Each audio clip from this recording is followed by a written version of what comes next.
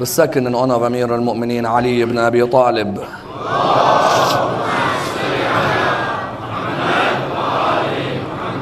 The third with your loudest voices in honor of Imam Sahib al-Asr wal-Zaman.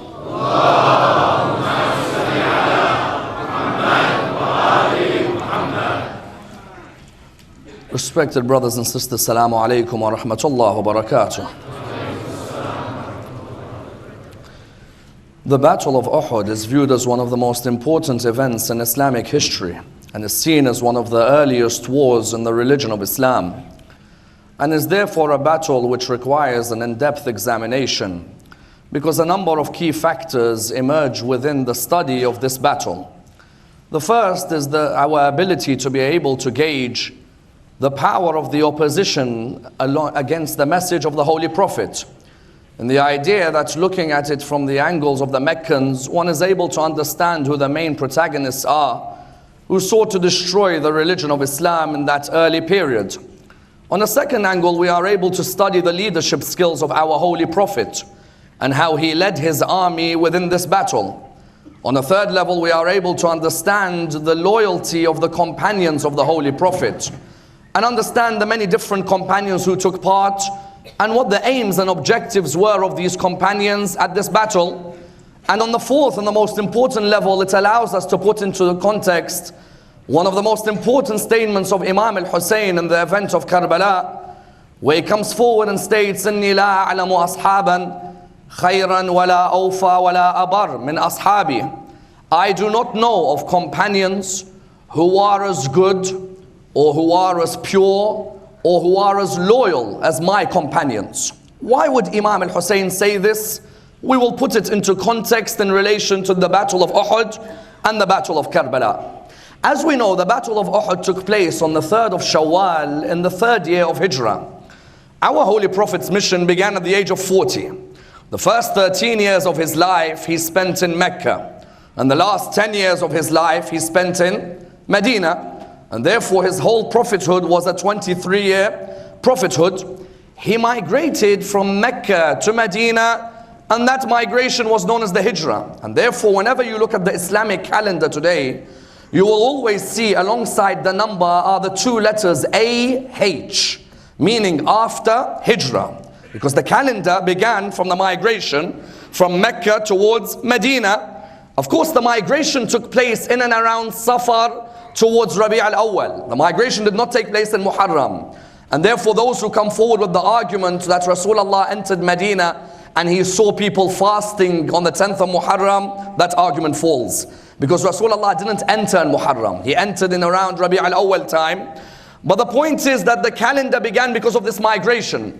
Those who joined him were known as the Muhajirun, the immigrants, because they left their land, they left their homes, to go with him towards a land and towards pastures new. Those who welcomed him in Medina were known as the Ansar, and hence within traditions you always hear of the Muhajirun and the Ansar. The Muhajirun are those companions who went with Rasulullah from Mecca to Medina, and the Ansar are those companions who were in Medina to welcome him.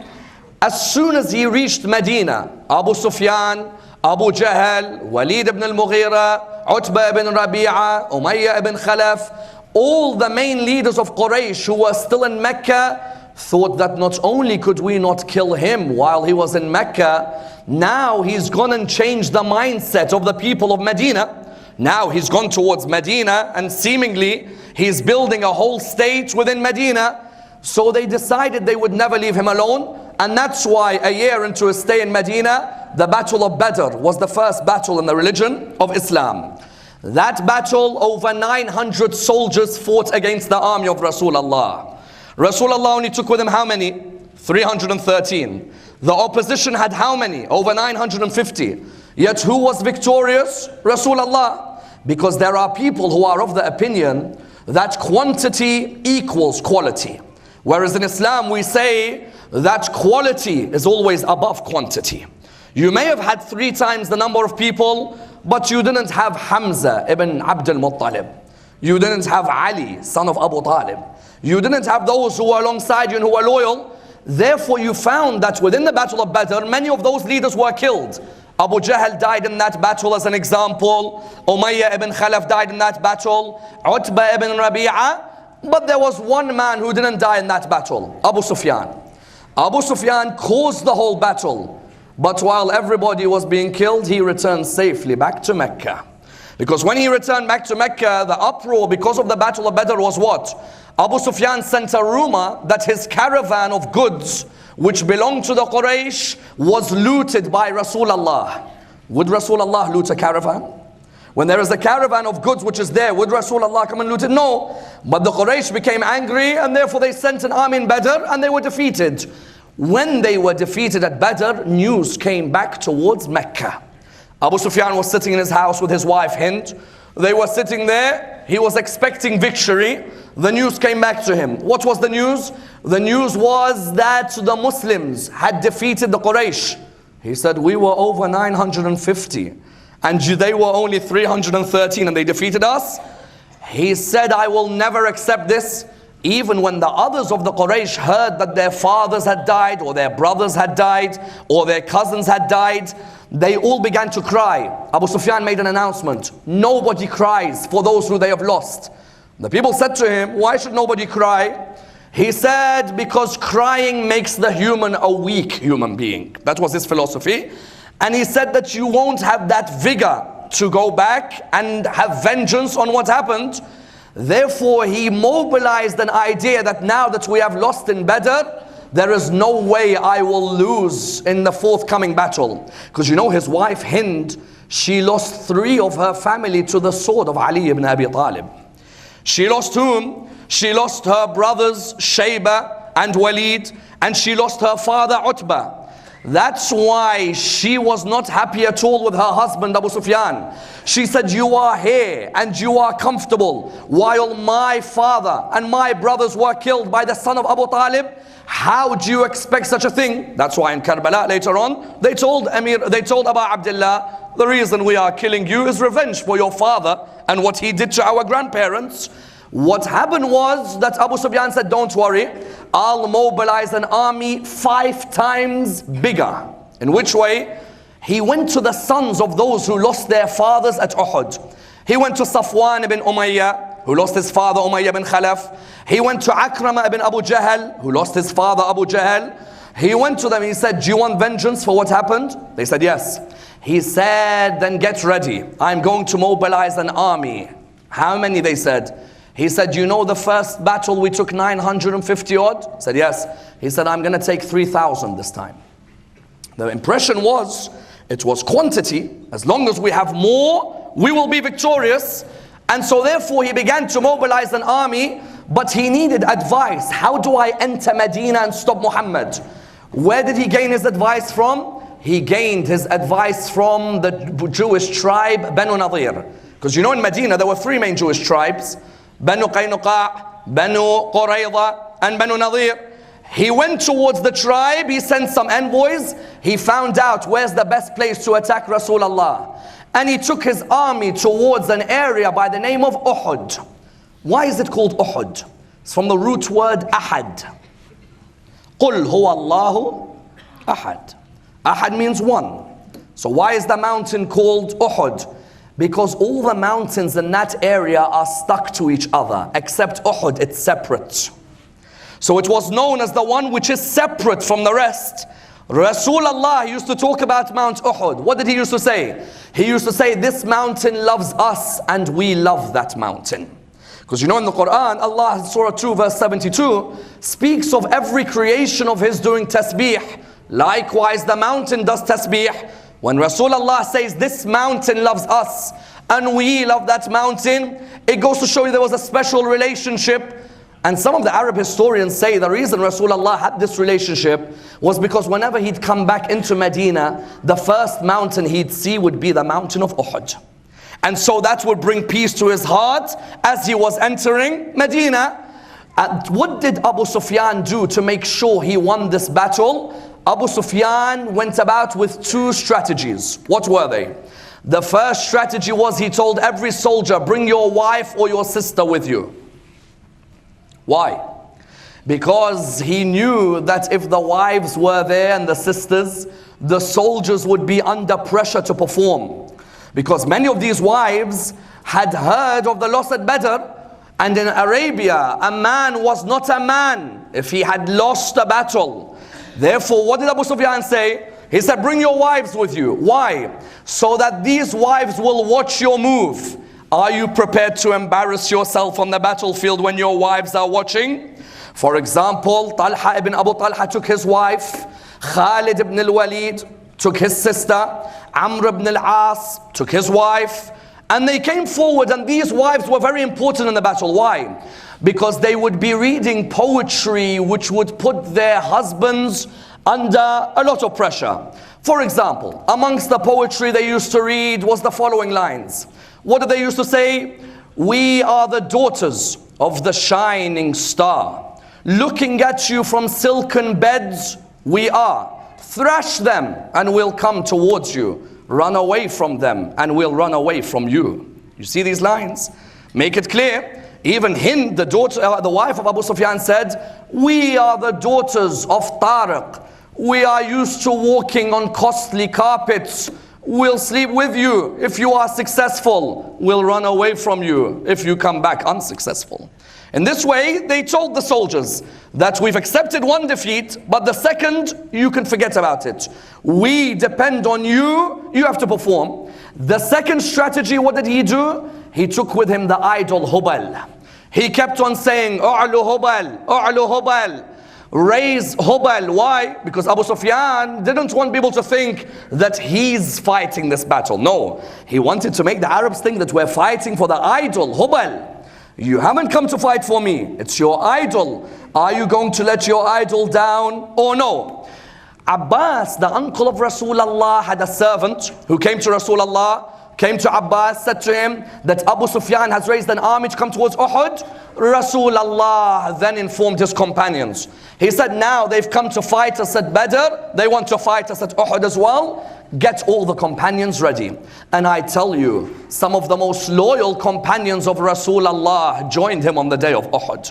Some of these had only recently got married, but that they were willing to leave their family affairs to go and join the Imam or the Prophet of their time.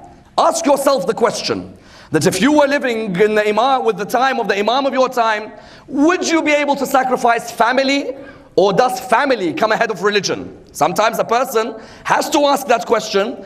And so what happened was, many stories emerged. For example, Qatada bin Nu'man came to Rasulullah. He was on his honeymoon. He had just got married. And then Rasulullah said, soldiers, get ready, we have to go to Uhud. He came to Rasulullah. He said, Ya Rasulullah, I have just got married. My wife has seen my complexion like this. And now I'm going towards the battlefield. No one is as important as you, Rasulullah. You are my life and you are my soul. But Ya Rasulullah, if I get injured in the battlefield, what do you think my wife would do? As in, do you think she'd stay with me or no if we come back victorious? Rasulullah said, as long as your niyyah is pure, don't worry. You go out and fight, leave the rest towards us. He went out and he fought valiantly until one of the arrows struck him in his eye.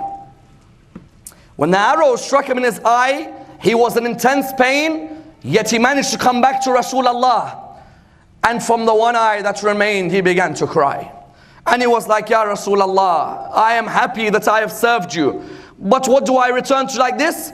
Rasulullah said to him, come near me. He placed his hands on him and his eyesight returned back to him. That's one narration. Allahumma salli ala Muhammad wa That's one narration. And some will be surprised, as in some will say, how could the hands do that?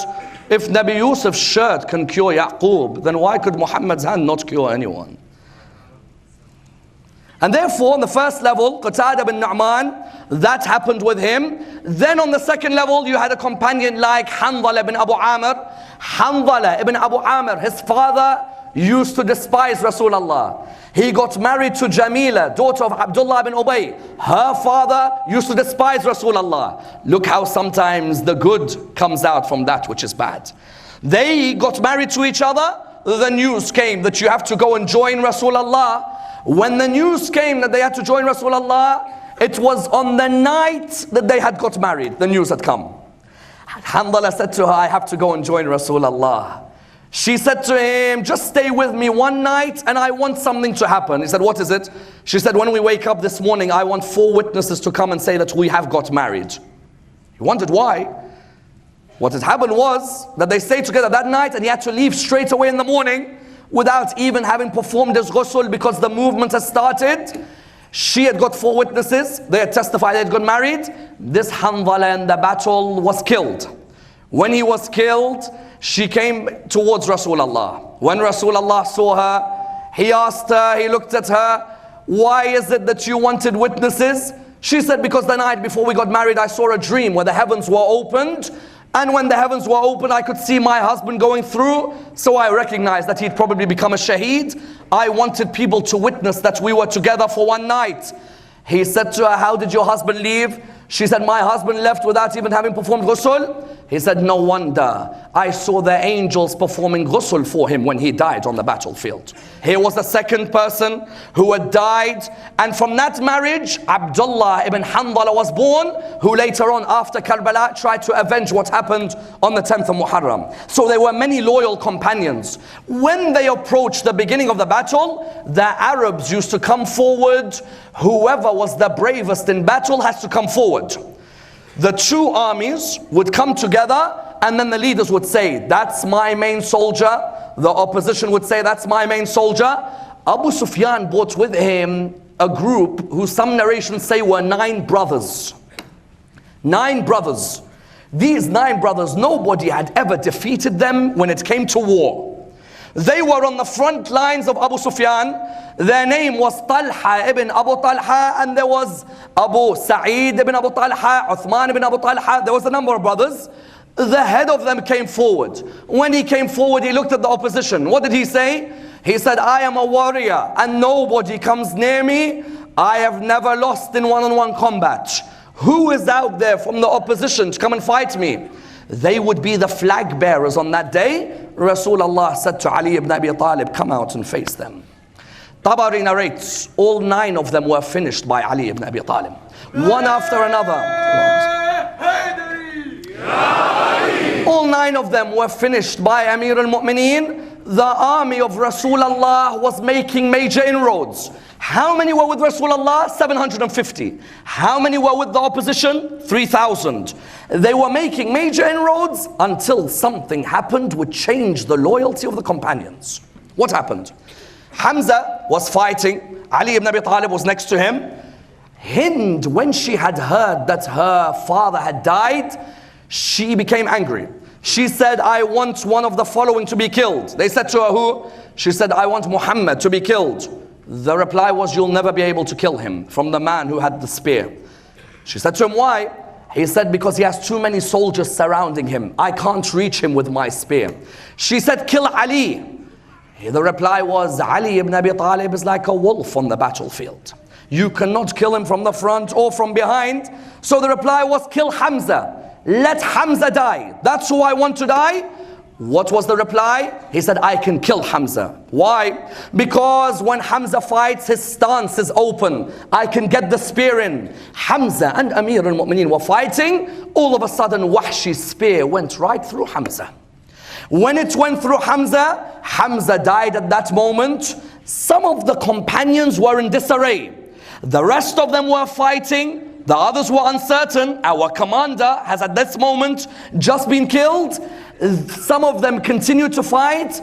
But then there was a second thing which happened which caused an even major problem. What was it? The second thing that happened was that Rasulullah was with some of his companions on the mountain of Uhud. Some of the companions were on the ground. Others were on the mountain with Rasulullah. Rasulullah had put 50 archers on the left side of the mountain. Why? Because he knew Khalid ibn al-Walid would be able to get round the left side and he'd be able to attack. So what happened was, these 50 were watching the battle. They were watching the companions very strong. As the companions of Rasulullah were winning, as they were gaining victory, some of the companions of Rasulullah in the middle of the battlefield were picking up the spoils. You know, a sword maybe on the ground, you pick it up. A helmet, you pick it up. A shield, you pick it up. These companions, Rasulullah said to them, whatever you do, do not leave me alone on Uhud. Remain here alongside me. Yet instead of remaining alongside Rasulullah, do you know what they did? They left Rasulullah alone and went down to go and collect the spoils. When they went down to collect the spoils, all of a sudden Mus'ab ibn Umair, the companion, was killed. When Mus'ab was killed, a rumor went round. Why? Mus'ab looked like Rasulullah. The fact that Mus'ab looked like Rasulullah, people raised the cry, Muhammad is dead. When the cry was raised that Rasulullah is dead, some of the companions said, if Muhammad is dead, the religion of Muhammad remains alive. Others, no. They turned back and started running away. That's why Anas ibn Nadhr, the uncle of Anas bin Malik, says, I was at Uhud. What did I see? He said, while I was at Uhud, I saw Talha. You know Talha and Zubair? Talha and the second Khalifa, amongst others, at the foot of the hill, running away.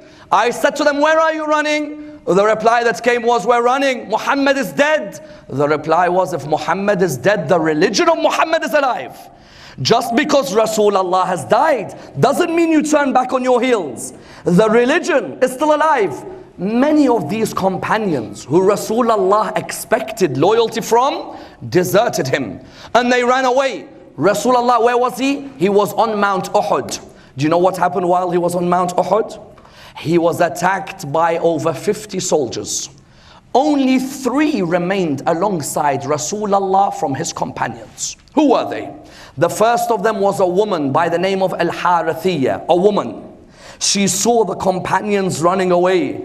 She was like, this is the Prophet of God. This is the type of companions he has. That they run away because of a rumor that he has died. She picked up a pole. She saw Rasulullah being attacked. She ran with her pole and she hit the first person who she saw. That person struck her on her shoulder, to the extent that one hadith says, for 1 year this wound kept on opening because of how hard it was. This lady was number 1. Number 2, Abu Dujan al-Ansari saw Rasulullah being attacked. He stayed right alongside Rasulullah. Number 3, Amir al-Mu'mineen. Amir al-Mu'mineen saw Rasulullah alone on the mountain. He went up by himself. He could see others running. He saw others going for the spoils of the battlefield. What did Amir al-Mu'mineen do? He went and he fought alongside Rasulullah, to the extent one hadith says that they struck Rasulullah with the sword on his teeth. Rasulullah lost his teeth within that attack. Ali ibn Abi Talib and Rasulullah hand in hand with each other against 50 of the soldiers of Banu Kinana. Banu Kinana, 50 of their soldiers were on the mountain attacking them. Ali ibn Abi Talib defending for his life. To the extent one hadith says, Fatima Zahra, when Amir al-Mu'mineen returned back after Uhud, they had only recently got married. When he returned back, she treated 64 wounds on the body of Ali ibn Abi Talib. 64 wounds defending Rasulullah, to the extent that one hadith narrates, Jibreel came down to Rasulullah at that moment, said to him, Ya Rasulullah, what a redeemer you have in the son of Abu Talib. Rasulullah replied by saying, I am from him and he is from me. Jibreel replied by saying, I am from the both of you. La fata illa Ali, wa la sayfun illa Dhul Fiqar. There is no youth but Ali, and there is no sword but Dhul Fiqar. Eventually Abu Sufyan and his army, having seen these companions run away, but having seen that they couldn't kill Rasulullah, eventually they went back towards Mecca. What happened after the Battle of Uhud? A number of important incidents happened. Yet the first of them was what? Hamza's body was mutilated. Hamza's body was on the ground, and Hind, after the battle, asked Abu Sufyan. She said to him, I want to see where are all the bodies. She asked Wahshi, where is Hamza? Hamza's body was on the ground. She came near him. She said to him, and this caused distress to Rasulullah. She came near him and she said to him, in the same way you and your nephews killed my father and you killed my brothers, I will never allow you to ever forget this. She asked Wahshi cut apart his body. And when she asked Wahshi to cut apart the body, he began to cut it apart piece by piece. And it's narrated in Al-Balagh or Ansab al-Ashraf that she began to chew the liver of Hamza. Began to chew. She tried to digest, but which human can digest? She tried to digest, but she let it out again. She kept on trying. This tremendously hurt Rasulullah. And this is what Sayyidah Zainab reminded Yazid when she was in front of him in his court. Sayyidah Zainab, when she looked at Yazid, she said, "O Yazid, O son of the man who was freed by my grandfather, is it fair that you place your wives behind a curtain while the daughters of Rasulullah have no one to protect them? Is it fair that you disgrace us and you unveil our faces so that all can see us, from the stranger to the acquaintance, from the noble to the ignoble, while there is nobody to protect us?" Then she said, "How can I hope for sympathy and compassion from someone whose grandmother chewed the liver of the nobles and he was born from the flesh of the martyrs?" She came and she ripped apart his body, number one. Number two, those companions of Rasulullah who died at Uhud, the ones who were loyal to Rasulullah, did their blood go in vain? No, it didn't. To the extent they wanted to be buried in that land. Because when a companion is sincere, you'll see that he'll be buried in the very land in which he died.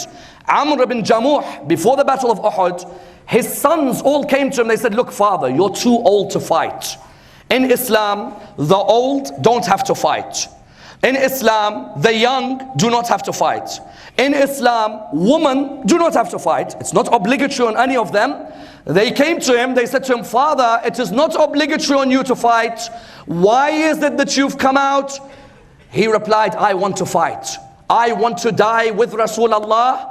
They said, "We'll take this to Rasulullah." When they took it to Rasulullah, Rasulullah looked at them, they said, "What's the problem?" They said that our problem is our father wants to fight alongside you, Rasulullah. He finds it as an honor to be your companion. Rasulullah replied by saying, "Although he is old, he is not obliged, but you cannot prevent him if he wants to." In the battle, he died. His wife came all the way from Medina with the camels to pick up her sons and her husband. When his wife came with the camels, the first question she asked one of the women is, "How is Rasulullah?" Look at that, is a wife. She's more concerned about Rasulullah than her own husband. The person who looked at her said, "What do you mean, how is Rasulullah? How about your sons and your husband?" She said, "Tell me, is Rasulullah all right? If he is all right, I don't mind what happened to my husband and my sons." The reply was, "Rasulullah is all right." She said, "Alhamdulillah Rabbil Alameen. Now tell me, how is my husband and how are my sons?" They said, "All of them are laying on the ground in Uhud." When she came with her camel to pick them up, she tried to pick up the husband on the camel. However hard they tried, the husband, they couldn't pick him up. She tried to assist, nobody can pick them up. They went to Rasulullah. They said, "Ya Rasulullah, this lady, her husband died, and for some reason we cannot carry him on the camel." Rasulullah replied, "Did he have a wish before he died?" And the reply was what? The reply was, "Yes, he did." What was it? He wanted to die alongside you and be buried in that same area. Because a true companion wouldn't want to be buried anywhere else but the place of the jihad. And so Rasulullah said, that's why his body does not move. Allah wants him to be buried in this area of Uhud, number two. Number three, when they returned back to Medina, Rasulullah made a sunnah which is for all of us today. All of us, that when companions die loyally in the sake of Allah, it is obligatory on their followers to cry for them. Why? Someone will ask why. Because Rasulullah, when he returned back, he found out nobody was crying for his uncle Hamza. There were many crying for their own. He said, "Why is nobody crying for my uncle Hamza?" He told the Ansar woman, "I expect you to cry for my uncle, because my uncle sacrificed his life for this religion." Therefore a sunnah was built that Rasulullah established: whenever people die on the way of Allah subhanahu wa ta'ala, you should cry for them. Yet the main point that emerges from the battle of Uhud was what? Was that not every companion of Rasulullah was at the same level as the other. There were people who were willing to give everything away to Rasulullah. Yet there were other companions who were willing to run away from the battlefield. That one narration says one of them ran a journey of 3 days away from the battlefield. Listen, how much running is that? Running that far away from the battlefield.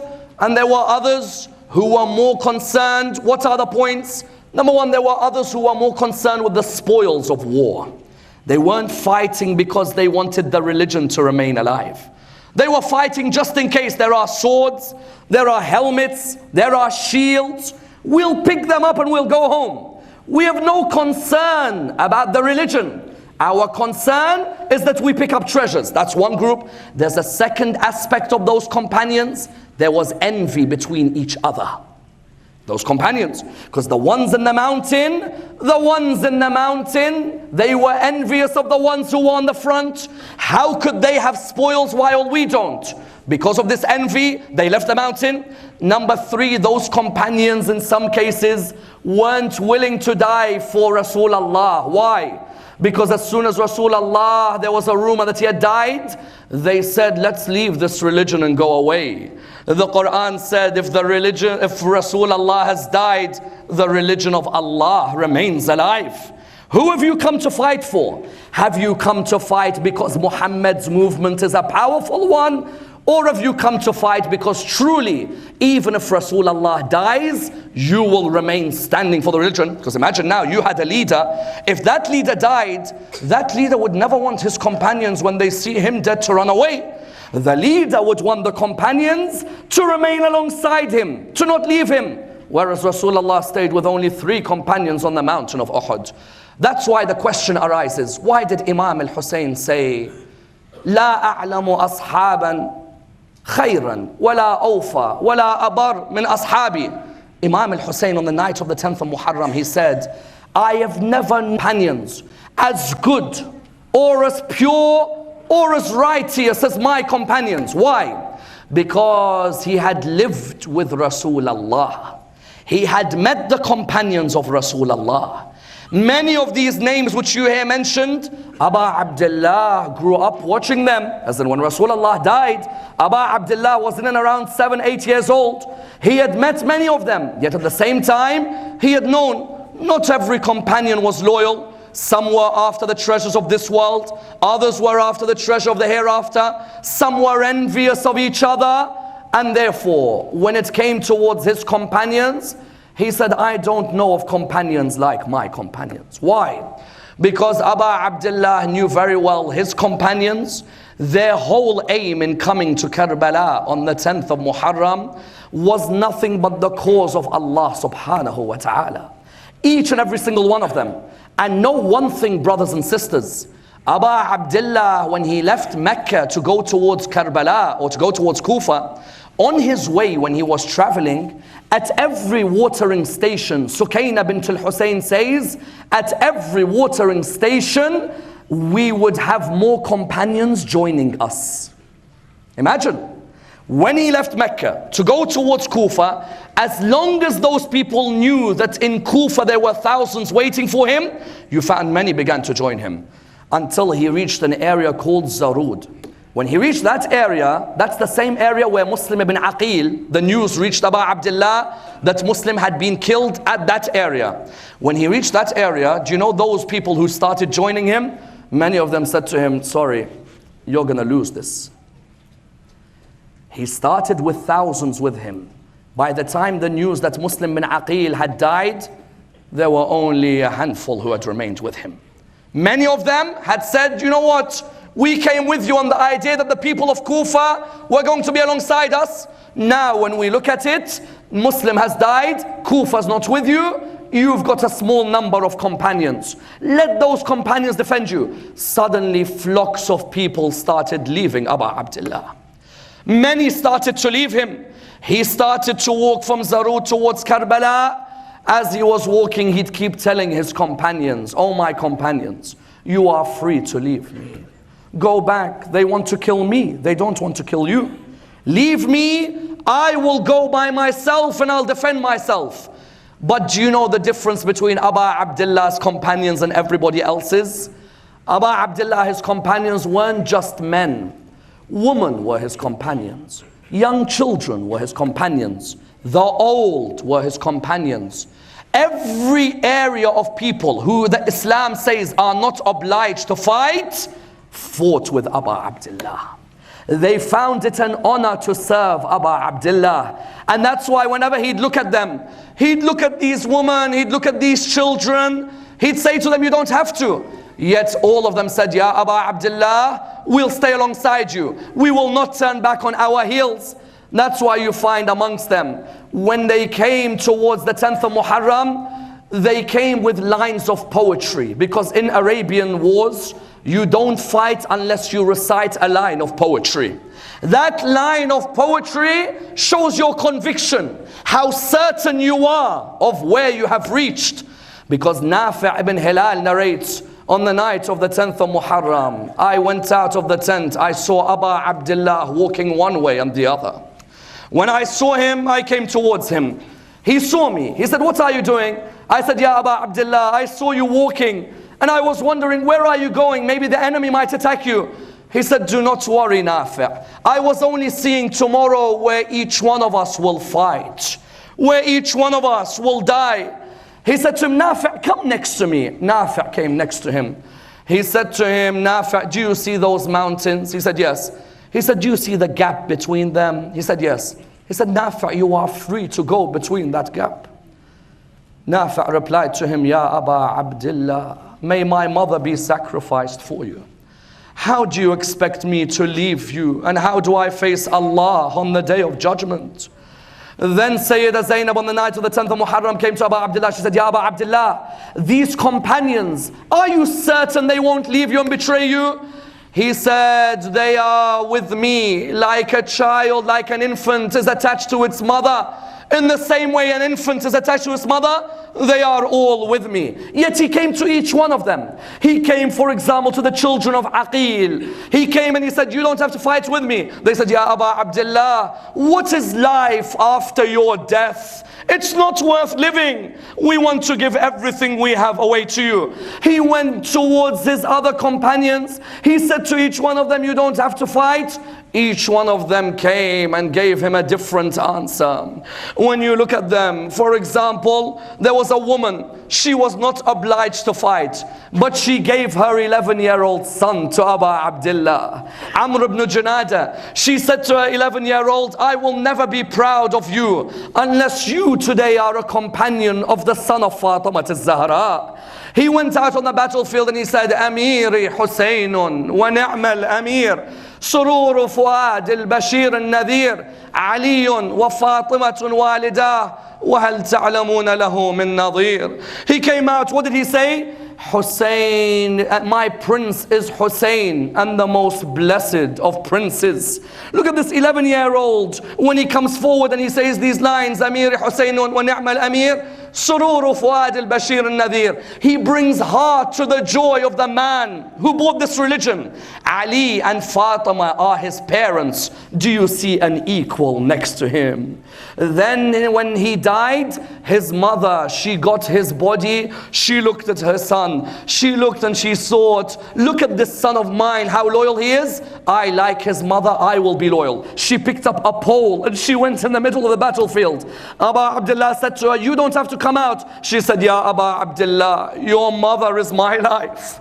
I cannot take seeing you in this position. أنا عجوز سيدي ضعيفة خاوية بالية نحيفة أضربكم بضربة عنيفة دون بني فاطمة الشريفة.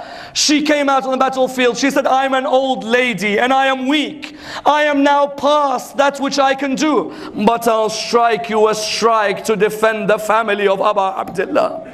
Here was a woman. Then there was a man who was 93 years old. He came, Abu Abdullah saw him. He said, Anas ibn al-Harith, you are 93 years old. You don't have to fight. You've done enough for me. Abu Abdullah looked at him. He said, Ya Abu Abdullah, this line it hurts.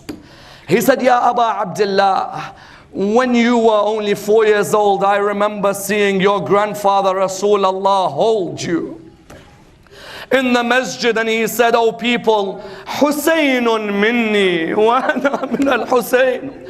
أحب الله من أحب حسينا. Hussein is from me and I am from Hussein. Allah loves the one who loves Hussein. He said, Ya Abu Abdullah, I've been in Karbala for 2 months waiting for you. 2 months. Imagine, there are some companions who run away from a battle. Then there are companions who've sat there for 2 months.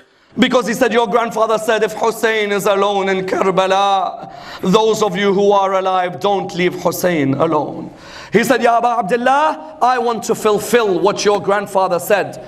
But then there were 3 companions who were the backbone of Aba Abdullah. Muslim ibn Awsaja, Zuhair ibn al-Qayn, and Habib ibn Madahir. These 3, they were the backbone of Aba Abdullah, to the extent that when Aba Abdullah, when all his companions had died, when every single companion had died, Aba Abdullah was alone. Do you know what Aba Abdullah said? هل من ناصر ينصرنا هل من ذاب يذب عن حرم رسول الله. Then he said, Ya Habib ibn Madahir, ويا زهير بن القين, ويا مسلم ابن عوسجة, ويا أبطال الصفاء, ويا فرسان الهيجاء, ما لي أناديكم فلا تسمعون, وأدعوكم فلا تجيبون, وأنتم نيام أرجوكم تنتبهون, فهذه نساء آل الرسول فقد علاهن من بعدكم النحول, فقوموا عن نومتكم أيها الكرام وادفعوا عن آل الرسول الطغاة اللئام. Do you know what he said? He said, Oh Habib ibn Madahir, Oh Zuhair ibn al-Qayn, Oh Muslim ibn Awsaja, Oh valiant warriors and oh brave fighters, why is it that I call you? Remember, they are dead. Why is it that I call you and you don't answer me? And I invite you, but you don't come and accept my invitation. You are asleep. I ask you to listen to me. The daughters of Rasulullah are alone now with nobody to protect them. Rise from your sleep and come and protect the daughters of Rasulullah. When he said this, can you imagine how much these 3 meant to him? Can you imagine Zuhair ibn al-Qayn? Zuhair ibn al-Qayn and Habib ibn Madahir, were it not for their wives, there would never have been that valiancy. In the same way there were wives who gave companions in Uhud. Zuhair ibn al-Qayn originally was not with Aba Abdullah. He had been returning from Hajj. On his way back returning from Hajj, Zuhair ibn al-Qayn was in the tent with his wife Daylam. Aba Abdullah, do you know what he said? He sent a messenger to Zuhair ibn al-Qayn. He said to the messenger, go and tell Zuhair ibn al-Qayn that Aba Abdullah is awaiting you. When the messenger came to Zuhair ibn al-Qayn, Zuhair had hidden himself. And the messenger came in. Zuhair said, what is it? He said, Aba Abdullah is calling you, Zuhair. He wants you to join him. Zuhair for a moment looked at his wife. His wife said to him, Zuhair, what is it? And the reply was that Aba Abdullah wants me. She looked at him. She said, the son of Rasulullah calls you and you do not rise to go towards him. Go towards him. Then he looked at her and he said, but I'm going to leave you alone. She said, no, don't leave me alone. I'll come with you. But promise me one thing. If Sayyidah Zainab, the sister of Aba Abdullah, becomes a prisoner, let her take me with her as a prisoner. Do not let her leave me alone. Look at the conviction of this companion. He went towards Aba Abdullah, and even on the 10th of Muharram, his lines are memorable. أنا زهير وأنا ابن القين أضربكم بالسيف عن حسيني إن حسينا أحد السبطين من عترة النبي الزكي الزيني ذاك رسول الله غير المين يا ليت نفسي قسمت قسمين. I wish that my body had been cut into pieces. Because when Aba Abdullah looked at Zuhair, he said, Zuhair, you can leave now, don't worry. He said, Ya Aba Abdullah, if I am killed and the horses crush me and I am revived, and I am killed and the horses crush me and I am revived, if it's done to me 1,000 times, I'd do it for you, Aba Abdullah, all the time. This was the companions that he had. But that final companion was Habib ibn Madahir. Habib ibn Madahir had grown up with Aba Abdullah to the extent that Habib ibn Madahir wasn't just a companion of Aba Abdullah. He was a companion of Rasulullah. Habib ibn Madahir was a companion from the time of Rasulullah. One day Habib ibn Madahir was with Maytham al-Tammar. They were talking to each other. Maytham al-Tammar looked at Habib. He said to him, "Oh Habib, are you ready one day that your body may be cut into pieces for Aba Abdullah?" He said to him, "Yes, I am." He then looked at Maytham. He said, "Maytham, I could see you one day crucified in a tree, praising Ali ibn Abi Talib. Are you ready for that day?" He said, "Yes, I am." Habib ibn Madahir was in Kufa. Aba Abdullah had come towards Karbala. He wrote a letter to Habib ibn Madahir. Do you know when the letter came to Habib? It came to Habib when Habib was sitting at the breakfast table with his family.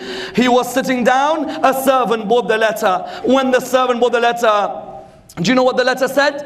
إلى العالم العابد الفقيه الزاهد Habib ibn Madahir. To the scholar, the servant, the jurisprudent, the ascetic Habib ibn Madahir. "Oh Habib, this is Aba Abdullah, and I am waiting for you to join me." His wife looked at him. She said, "Habib, what is it?" He said, "It's a message from Aba Abdullah." She said, "Habib, what are you waiting for? Aba Abdullah calls you. Rise from your position, go and defend him."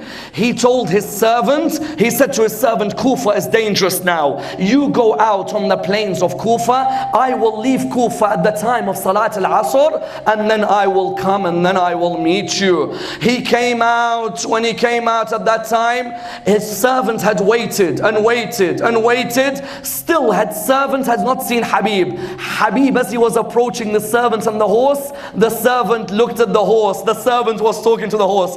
He said, "Oh horse, if my master doesn't come, I will ride you to Aba Abdullah. I will never allow Aba Abdullah to be alone." Habib looked at him and he said, "Oh servant, what great words you say, but oh servant, you don't have to fight. Don't worry about it." He said to him, "Ya Habib, I have served you for many years, and now you are going to deprive me from serving Aba Abdullah and from serving the son of Rasulullah." Habib ibn Madahir said to him, "Oh servant, I will not deny you." They both rode towards Karbala. Narrations say Aba Abdullah, when he came to Karbala, he was very sad by the whole surrounding, until when he saw Habib ibn Madahir. They say Aba Abdullah began to smile when he saw Habib. When he saw Habib come towards him, Habib came, he embraced Aba Abdullah. Then Fidda had sent a message to Habib. Do you know what the message was? It was a message from Sayyida Zainab saying, "Welcome Habib." Do you know what he did? He took off his turban and he began to slap his cheeks and he said, "May Allah curse Yazid, what has happened to the daughters of Rasulullah?" And then they send their salams to an ordinary person like Habib ibn Madahir. He came towards Ammar Abdullah. He said, "Ya Ammar Abdullah, let me go out and defend you." Ammar Abdullah said to him, "You are my friend, hold back." He said, "No, Ammar Abdullah, leave it to me. I want to go out. I want to defend you." When he came out, he said, "Ana Habibun wa Abi Mudaharu, Farisu Hayja'in wa Harbin Tas'aru, Antum a'addu uddatan wa aktharu, wa nahnu awfa minkum wa asbaru." He said, "You, O people, you may be of a greater quantity than us, but we are of greater loyalty and patience than you are." And the narrations say to us that Habib fought valiantly. It is narrated that the soldiers became scared of Habib. His military prowess was making him go through the army. Whenever he'd strike someone, he'd turn around and he'd say, "Assalamu alayka ya Aba Abdullah." He'd continue fighting until Umar ibn Sa'ad said, "Strike your arrows on him." Suddenly all the archers were ready. A stream of arrows attacked his body. He was on the ground now. He tried to get up, but the arrows didn't allow him to get up. Two of the army of Umar bin Sa'ad came towards him. One of them beheaded Habib ibn Madahir. Habib ibn Madahir on the 10th of Muharram was the first person to be beheaded. Do you know, brothers and sisters, normally they put the heads on a spear, but Habib ibn Madahir, they didn't put his head on a spear. They tied his head on a rope and they made the horses run around with it. Then do you know what happened? When these soldiers went back towards Kufa, they left his head hanging from a horse. Abu Abdullah, his head was on a spear. Abu Fadl's head was on a spear. Ali al-Akbar's head was on a spear. Whereas Habib ibn Madahir, his head was tied from a rope. Suddenly one man narrates that I was riding my horse. I had Habib's head tied on a rope. I thought to myself, I will take this to Ibn Ziyad. And then I saw this young boy staring at the head which was on the horse. I looked at him and I said to him, who are you staring on this head? Why are you looking at this head that I have tied to my horse? He said, my name is Qasim, the son of Habib ibn Madahir. You have my father's head tied towards your horse. Give me my father's head so that I am able to bury it. Do you know what the poet said? They say that Habib replies from the spear by saying, oh my son, you want to bury my head while the head of Abu Abdullah sits on the spear. You want to put me on the ground while the head of the son of Fatima Zahra is paraded. Inna lillahi wa inna ilayhi raji'un.